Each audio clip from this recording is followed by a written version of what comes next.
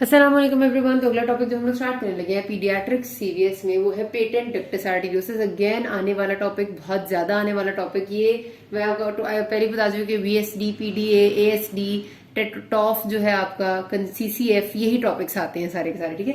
अच्छा, patent ductus arteriosus आपको पहले से पता है कि डक्टस आर्टेरियोसिस क्या होता है। जिस तरह हमने बात की थी कि ये अगर आपका हार्ट है तो फीटल सर्कुलेशन और यहाँ से ये निकल रही है आपकी पल्मोनरी वेसल्स, ठीक है, और यहां से ही निकल रही है आपकी ऐसे करके एओर्टा, ठीक है, ये आपकी एओर्टा आ गई। तो हमने ये बात आपको याद है की थी कि जो आपकी फीटल सर्कुलेशन होती है उसमें we have a large connection between this descending portion of aorta and pulmonary vessel, ठीक है।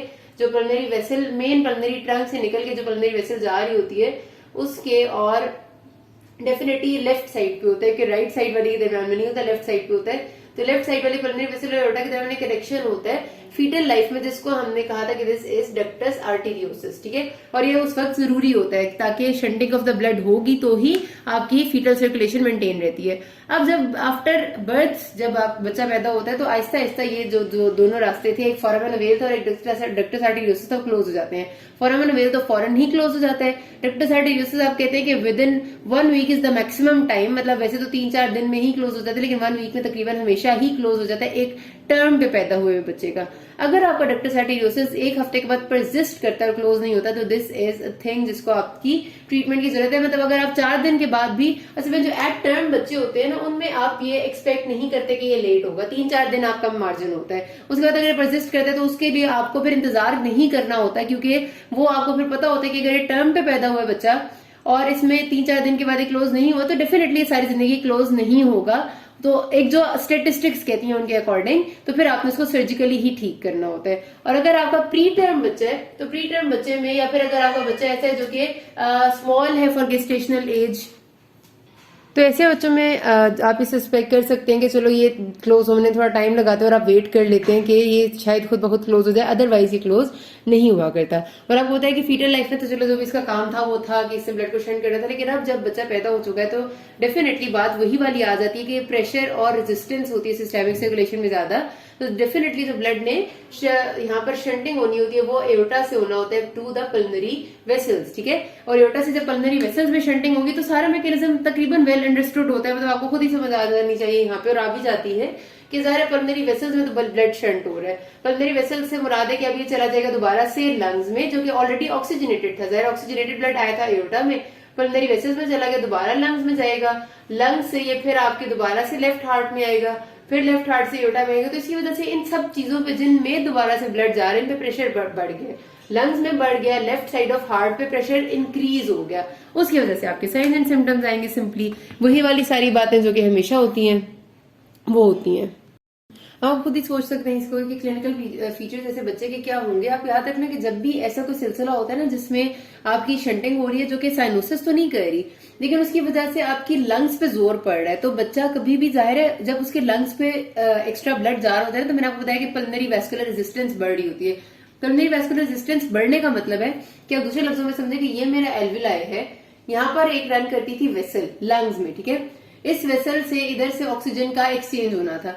अब जब पल्मोनरी वैस्कुलर रेजिस्टेंस बनती है तो ये सारी वेसल्स अपने आप को कंस्ट्रिक्ट कर देती हैं, ऑक्सीजन का एक्सचेंज मुश्किल हो जाता है। इस मुश्किल ऑक्सीजन के एक्सचेंज की वजह से हाइपरटेंशन डेवलप होने की वजह से बच्चे को रेस्पिरेटरी ट्रैक्ट इन्फेक्शन होने का खतरा वैसे ही ज्यादा हो जाता है, क्योंकि आपके डिफेंसेस इंपेयर हो जाते हैं, वहां पे इतना अच्छा ब्लड फ्लो नहीं रहता, ब्लड फ्लो है लेकिन रेजिस्टेंस ज्यादा हो जाती है, ठीक है।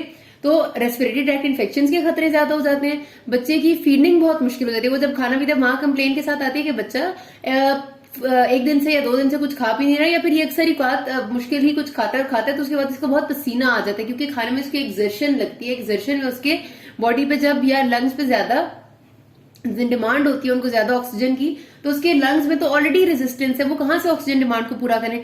तब बच्चे को फील होता है कि उसको कोई कमी है। साइनोसिस डेवलप नहीं होता क्योंकि हाइपोक्सिया नहीं है, लेकिन जहां पर एक्सचेंज होनी है वहां पर एक तंगी है, आप समझ लें रेजिस्टेंस की वजह से, ठीक हो गया।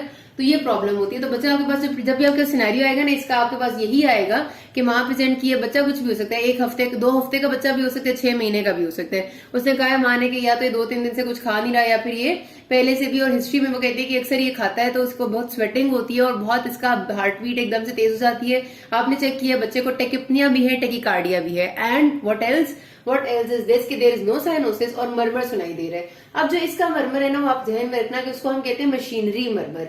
ये लफ्ज आपने नहीं भूलना, ठीक है, इससे रिलेटेड है मशीनरी मरमर। मशीनरी मरमर का मतलब है कि एक ऐसा मरमर जो कि चाहे सिस्टली है चाहे डायस्टली है, दोनों में सुनाई दे देता है।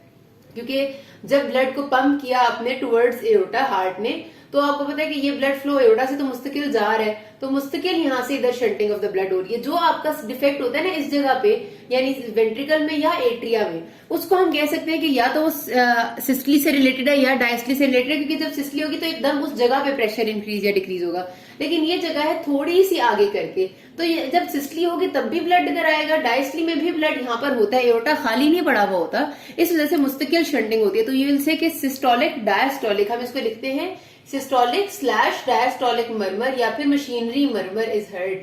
कहां पर हर्ड है? जाहिर है जहां पर ये लोकेशन है, और इसकी लोकेशन कहां पर है? Right side of upper parasternal, या फिर upper right side of the chest आप कह देते हैं, या फिर upper right side of the sternum, upper left side, I am very sorry, this is all on the left side, तो upper left side of the sternum यहां पर आप कह देंगे इसको, ठीक हो गया। तो आपको ये मरमर सुनाई देता होता है। This is always machinery type murmur, लेकिन कुछ कंडीशंस में कह सकते हैं कि आपका सिस्टोलिक ज्यादा कॉम्पोनेंट प्रोमिनेंट हो जाता है, क्योंकि जब आपकी पल्मोनरी हाइपरटेंशन बहुत ज्यादा हो जाती है ना, तो पल्मोनरी हाइपरटेंशन की वजह से, अब आपको पता है कि जब मैंने कहा था कि अगली जगह पर जहां पर ब्लड नहीं जाना है वहां रेजिस्टेंस जब बढ़ जाएगी तो शंट रिवर्स होने लग जाता है। जब पल्मोनरी हाइपरटेंशन बढ़ जाती है तो फिर आपका ब्लड डायस्टली में इस तरफ मूव नहीं करता, क्योंकि डायस्टली में आपको पता है कि pressure in the aorta less होता है, लेस प्रेशर पे फिर ब्लड मूव करना छोड़ देता है इधर से। लेकिन जब हाई प्रेशर होगा सिस्टली में तब ब्लड जरूर मूव करेगा।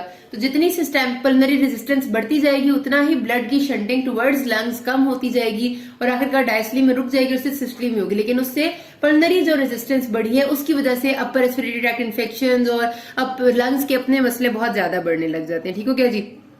तो ये आपका असल में यहाँ पर मसला होता है। हार्ट का साइज जाहिर है थोड़ा सा इंक्रीज हो जाता है। दूसरी चीज जो बच्चा डेवलप कर सकता है, अगेन वही कि लोड लंग्स पे बढ़ रहा है तो वो लंग्स का सारा लोड आके आपके लेफ्ट साइड ऑफ हार्ट पे पड़ता है। Left side of heart hypertrophy भी हो जाता है और जब बहुत ज्यादा लोड पड़ेगा, बर्दाश्त नहीं होगा, तो कंजेस्टिव कार्डियक फेलियर डेवलप हो जाएगा, जैसे कि हमेशा होता है। ठीक है, ब्रेथलेसनेस होगी, बच्चा फेलियर टू थ्राइव होगा, सही से ग्रो नहीं करेगा। एंड एल्स देन दैट अगर आप चेक करेंगे तो क्या होगा, एक और इंपॉर्टेंट चीज है बाउंडिंग पल्सेस, क्योंकि डेफिनेट यहाँ से जब हम कह रहे हैं कि लेफ्ट साइड ऑफ हार्ट में बहुत ज्यादा लोड पड़ता है, प्रेशर ज्यादा होता है, तो बहुत जोर से ब्लड को पंप करता है। बहुत जोर से जब ब्लड पंप किया जाता है और रास्ते में शंट भी हो जाता है, तो पल्स में तो आपका जब सिस्टली इधर से हुई उधर से आपकी पल्स फील हुई तो you will feel very bound pulse. ठीक है, उसके साथ साथ आपका ब्लड क्योंकि मुस्तकिल शंट हो रहा है ना, तो आपका सिस्टोलिक और डायस्टोलिक प्रेशर के दरमियान में फर्क बढ़ जाता है। उसको हम कहते हैं increased pulse pressure. Normally pulse pressure 120 minus 80 होता है, विच इज 40। यहाँ के केस में आपका 60-70 तक चला जाता है। ठीक है, बढ़ जाता है क्योंकि डायस्टोली बहुत डायस्टली नीचे चली जाती है और सिस्टली ऊपर चली जाती है। बाहर इतनी चले आपको डिटेल्स नहीं भी याद रहती, तो just remember the important things कि बच्चा short of breath, sweating, tachycardia, tachypnoea है, इंक्रीज रेस्पिरेटरी ट्रैक्ट इन्फेक्शंस है, murmur is heard, that is on the I told you on the left side upper parasternal border. कभी कभार thrill या heave भी महसूस हो सकती है। डायग्नोसिस आप कैसे करते हैं? आप एक्सरे पे करते हैं। एक्सरे पे आपको हार्ट थोड़ा सा साइज में बड़ा नजर आ सकता है। अब डिपेंड करते हैं ना वही कि डिफेक्ट कितना था। छोटा डिफेक्ट हो तो कोई मसला नहीं होता, बड़ा डिफेक्ट हो तो आपको हार्ट का साइज थोड़ा सा बड़ा नजर आएगा, यानी कार्डियोमेगेली होगी। और उसके साथ आपको एक्सरे पे नजर आएंगी कि वही वाली पल्मोनरी वैस्कुलर मार्किंग्स बढ़ गई हैं। जिससे हमारा बताया था कि जब भी पल्मोनरी वैस्कुलर रेजिस्टेंस बढ़ती है तो आपको ये नजर आता है कि एक तो क्योंकि फ्लो टू द लंग्स ज्यादा है तो वैस्कुलर मार्किंग्स आपको ज्यादा नजर आएंगी, लेकिन proximal vessels dilated and distal vessels constricted. ECG पे डिपेंड करता है कि अगर छोटा सा डिफेक्ट है तो नॉर्मल भी हो सकती है। अगर आपका राइट साइड और left side of the heart सिर्फ हाइपरट्रोफी है तो लेफ्ट वेंट्रिकुलर हाइपरट्रोफी नजर आएगी। लेकिन अगर रिजल्टेंटली, क्योंकि आपको हमेशा ये बात पता है कि ये मेरा लंग है और लंग में जब भी हाइपरटेंशन डेवलप होगी तो उसके रिजल्ट में पीछे की तरफ प्रेशर जरूर पड़ेगा, और पीछे आपका राइट साइड ऑफ हार्ट है, लंग से जो पीछे की तरफ है, यानी कि लंग में ब्लड आता है from the right side of heart. तो लंग में जब भी प्रेशर इंक्रीज होगा तो राइट हार्ट पे लोड जरूर पड़ेगा रिजल्टेंट, क्योंकि बैक फ्लो तो हमेशा लोड पड़ता है उस पर। लोड पड़ने का मुराद है कि उसको जब भी जाहिर है लंग में प्रेशर रेजिस्टेंस जब बढ़ेगी तो राइट साइड ऑफ हार्ट को ज्यादा रेजिस्टेंस के अगेंस्ट ब्लड पंप करना पड़ेगा ना, तो राइट हाइपरट्रोफी भी हो सकती है। तो अगर बायोवेंट्रिकुलर हाइपरट्रोफी है तो दोनों तरह के साइंस आएंगे ईसीजी पे, और सिर्फ अगर लेफ्ट है तो लेफ्ट के आएंगे, ठीक है, राइट है तो राइट के आएंगे। इकोकार्डियोग्राम आपको दिखा देगा कि डिफेक्ट कहां पर है, कितना बड़ा है, किस तरह से है। अब इसकी मैनेजमेंट इस तरह से है कि जब बच्चे पैदा हो जाते हैं तो उसमें हम पहली कोशिश करते हैं कि हम उसको मेडिकली मैनेज करें। मेडिकल मैनेजमेंट में यू गिव द ड्रग्स इंडोमेथिसिन या आइबुप्रोफेन। इनका क्या फायदा होता है आपको पता है कि these are basically prostaglandin inhibitors. ये एनसेड्स है ना आपकी दोनों, और एनसेड्स का काम ये होता है कि ये प्रोस्टाग्लैंडिन को इनहिबिट करते हैं। और यहाँ पर हमें प्रोस्टाग्लैंडिन इनहिबिशन का फायदा ये है कि प्रोस्टाग्लैंडिन जो है they cause dilation.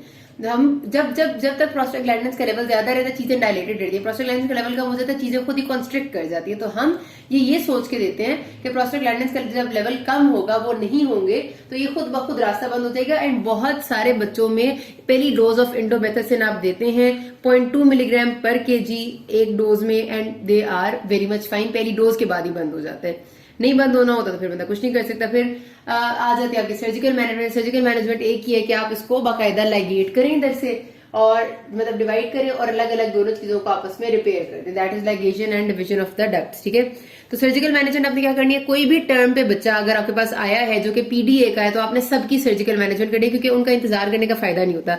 Pre term बच्चों का आप वेट कर सकते हैं, ठीक है। और जाहिर है अगर फिर बच्चा पल्मोनरी हाइपरटेंशन और कॉम्प्लिकेशंस डेवलप कर सकते हैं तो आपने जरूर करनी है। तो यहाँ पर बात खत्म करते हैं, किसी कोई मसला हुई कि ना, थैंक यू।